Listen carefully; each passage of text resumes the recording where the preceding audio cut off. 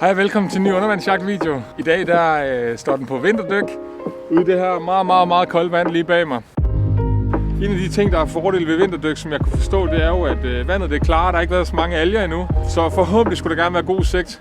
Der er bare desværre det sidste stykke tid været en helt del vind. Det regner lidt nu, og det kan godt være, at bunden er rodet lidt op, men jeg håber på at kunne se noget. Kasper han er desværre syg i dag, så jeg er afsted alene. Eller helt alene er jeg ikke. Videoen er endnu en gang sponsoreret af Kingfish, og Kingfish og Frivandsliv, de er med i dag. Det er Simon fra Frivandsliv og Morten fra Kingfish. Hvad så, gutter? Ej, hvis vi snakker lidt om det med torsk i København, så min oplevelse i dag, Simon, det er, at torskene, de er ikke glade for lys. Og derfor så skal man enten finde dem i huler, eller på dybde. Allerbedst, begge ting, ikke? Mørkt vrag, 30 meter, kalde, ikke? Altså stor torsk. Når jeg starter, så vil man gerne kigge efter sådan en hule. Ja, men man tænker, der skal men jeg vil næsten ikke engang kalde det en hule længere. Jeg vil næsten hellere begynde at betegne det som en revne. Fordi nogle gange så er det altså bare sådan en hul her, hvor sådan en stor fisk alligevel kommer ind. Og det er derfor, jeg godt kan lide København med de her menneskeskabte Så at svømme langs en stæng, det gør alle fisk, der kommer udefra. Det bliver nærmest ligesom sådan et opfang, så svømmer den, og så rammer fisken et eller andet, så skal den enten svømme højre eller venstre. Det skal nærmest halvdelen af fiskens svømmemuligheder af, ikke? Ja. Og så kommer fisken og svømmer langs. Fordi vi skal på vinterdyk, så er vi blevet udstyret med et par nye dragter, som er 7 mm, og det er dem her fra Frivandsliv. De er noget tykkere end det, vi normalt har brugt, så jeg håber rigtig meget på, at jeg kan holde varmen i det her. Så kommer jeg dragten, og den sidder tæt. Det er meningen, tænker jeg. Jeg går ud fra, at den skal sidde så tæt her. Dragten har fået lavet sådan en speciel hage til nordisk vand, der gør, at den slutter tættere på i forhold til andre dragter. Den kommer lige en tak længere op her. Ja, den går helt op, så den dækker det nederste stykke også, ikke? Så den får lukket så meget af. Man tænker måske ikke over det nu, men når vi kommer ud i vandet lige om lidt, så kan du godt mærke, hvor stor en forskel det har, at man virkelig kan pakke så meget ansigt ind som muligt. Ikke? Får ikke helt så meget brain freeze. Jeg har allerede brain freeze. Morten, du nævnte noget om, at der var lidt specielt ved de her dragter her. Selve neoprenen er lavet af noget limestone i stedet for normal oliebaseret neopren, og det sparer man noget med ca. 70% CO2-udslip i produktionen. Det er lavet af genbrugsmaterialer, så det er gamle bildæk og plastikflasker osv., der er blevet genanvendt og brugt til tråden her. Så det er en dragt med god samvittighed, kan man sige? Ja, den er en af Frivandsliv har fået udviklet med Garmo-designer, der passer til det nordiske tangliv. Nu er jeg blevet fashion-dykker også. Jeg synes, de er ret fede. Jeg glæder mig til at få lavet nogle skud dernede. Jeg tror, det ser noget bedre ud end de der sorte dragter. Ja. Med lidt liv i. Du føler sig helt som del af et team nu, med det samme på. Ja. Hvis du har sokkerne ud over dragten hernede, så nærmest når du ligger og svømmer, så glider vandet jo langs dragten, så den går lige ned i sokkerne, lige ned til fødderne. Ups. Har du ødelagt dit grej? Ja, det er jo sådan, min bungee her, den er sprunget. Så Morten, han har lige reddet mig. Han havde simpelthen lige en ekstra på sin reservepune, ellers så har min harpun været ubrugelig. Vi kommer til at have sådan en aften nede i Kingfish, hvor vi bygger reservedel på harpuner. Fordi at sæsonen starter lige om lidt, og det er sådan noget, der sker. I kan både se, at den er simpelthen bare givet op. Den her ende, den plejer at sidde heroppe. Det føles lidt som om, man går med sådan en væg bagpå. Jamen, det vi ser lige herude, det er det Nordhavn-tippen, ikke? Nordhavn-tippen, ja. Jo, og der ligger Noahs Ark ude, som er et vrag, som blev placeret her. Hvor længe siden er det? Det er ikke så længe siden. Nej, hvad er det? 4 år eller sådan noget siden? 4 år siden? Ja, plus minus. Og det er vel en blanding for, at man kan sige, dykkere kan komme ud og prøve at dykke lidt rundt i vraget, uden det er alt for dybt, så nogen som også kan være med. Det ligger kun på 4 meters dybde, og den er lavet med en hel masse huller i, så man kan svømme ind og ud af på kryds og tværs. Ja. En cementpram, der er lavet. Så det er sådan lidt en lille undervandsforlystelse, kan man sige. Det er det her. Så det er torsk, og så hvis vi finder noget skrald, så i dagens tema, så skal vi se, hvor meget skrald vi også kan få samlet af. Det er også en stor dagsørred. Ja. En stor dagsørred, et par torsk og en bunke skrald. Ja. Er det vi går efter i dag? Ja. Stærkt. Det er jeg sgu med på. Jeg ser, om vi kan få en af de 3. En af dem.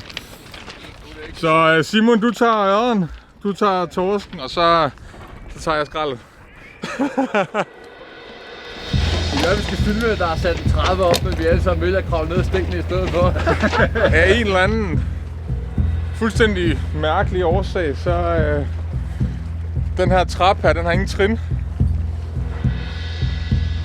Vi stod lige og snakkede lidt om før, at det overhovedet ikke giver nogen mening, fordi stedet jo er oplagt til scuba diver og så videre, når de skal ud og prøve at dykke rundt på arken herude.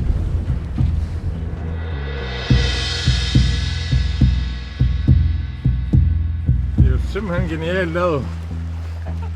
Det er nemmere ned end deroppe af. Det er bare godt lavet, mand. Hold kæft. Og hvilket et design vidunder af en trappe. Jeg er imponeret.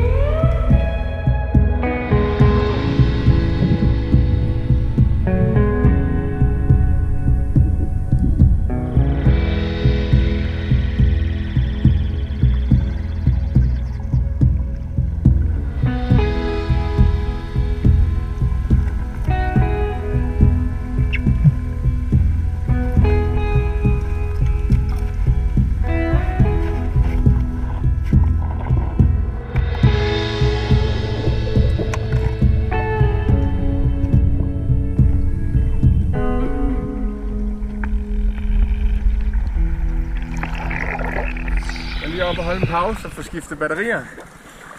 Fordi en af de ting, jeg også lige lader mærke til nu her, det er, at når vandet er så koldt, så ryger batteriet også noget hurtigere på de her GoPros. Lige pt. Har Simon Parlinsen på, jeg ved ikke hvor hurtigt det går med den, men i hvert fald de batterier, der er i de to GoPros, de er i hvert fald røget hurtigt ned.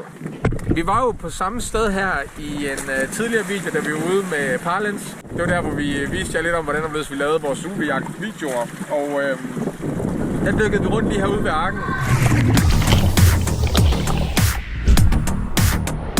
Det var ikke fordi vi havde så meget tid til at være der. Den her gang, der kan vi dykke lidt mere rundt, og kan komme lidt mere omkring og se, hvordan det rent faktisk ser ud. Det er jo en super fed dykkerforlystelse, og til dem af jer, der endnu ikke har prøvet det, men som også dykker og så videre, til at komme ud og prøve at svømme lidt rundt dernede. Det er super fedt. Lige sådan en hurtig evaluering på dragten, så for at være helt ærlig, jeg fryser overhovedet ikke. Udover lige nu mine fingre og mit ansigt. Men selve kroppen, den er bare... Ja, det er bare lækkert. Den er dejlig varm, og der har ikke været noget bøvl på noget tidspunkt ude. Jeg lavede en lille svipser, fordi jeg har fået 7 mm sokker på. Og med 7 mm sokker på i nogle fodlommer, der passer til 5 mm, så bliver der altså noget cramped. Jeg troede, det var meget koldere, men i en ordentlig dragt, ordentlig gear, så er det overhovedet ikke slemt. Tværtimod, det er mega fedt, fordi vandet er klart.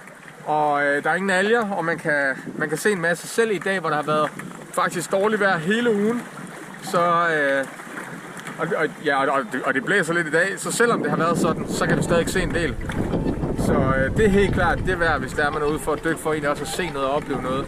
Og det er nødvendigvis ikke kun skal handle om at skyde fisk. Ikke mere at snakke, nu er det på tide at komme i vandet igen, så vi ses derude.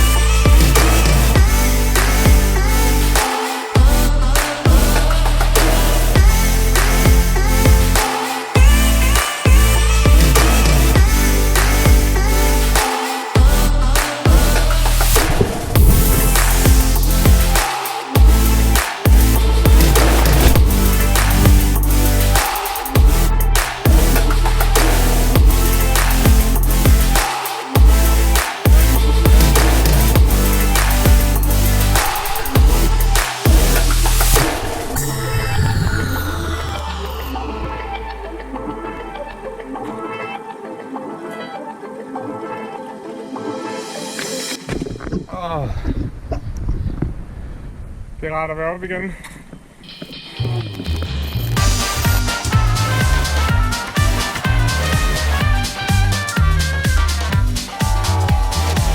Og tillykke med fangsten. Ja, tak. Han egentlig bare svømme en tur tilbage dernede, ned til dig. Men efter han ligger og slår sig med det der reb der i 15 minutter, så er det som om, at den droppede han bare. Jeg havde en længere kamp med det her reb her. Har du set, den er sådan en hund, den står og laver et eller andet ude i haven, graver jorden, og du tænker, hvad fanden laver den, ikke? Det var kun hans ryg, der stak op i vandet, der er meget set der.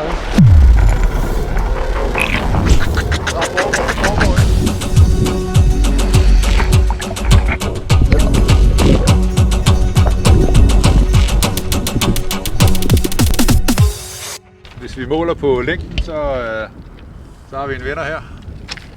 Længde af vægten, men det kan vi blive enige om. Jeg kan ikke indrømme, jeg tror, at dagens fund det er herovre. Vi har simpelthen fundet en dykkermaske med lys på, hvor lyset det stadigvæk er tændt.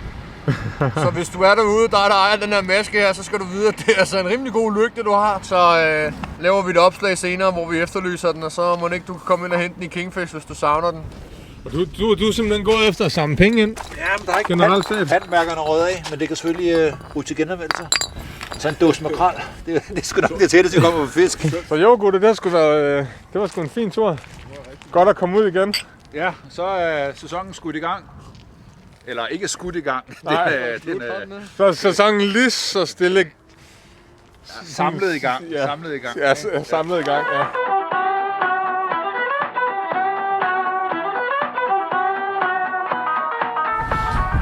Nu er spørgsmålet bare at få det her tøj af igen, og så lige tage sig sammen til at tage den her af. Fordi det værste, det er det der, lige når man får den af, og man bare mærker alt det kolde på en gang. Jeg kan stadig ikke huske et trick, jeg skulle lære af Rasmus fra Limfjorden. Jeg smed albuen ned her. Men det kan jeg ikke, for det bliver på en god gammel måde. Hold kæft, den er også stram, den her.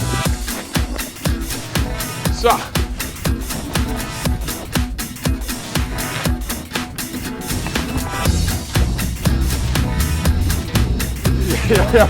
Jeg prøver bare at få den af.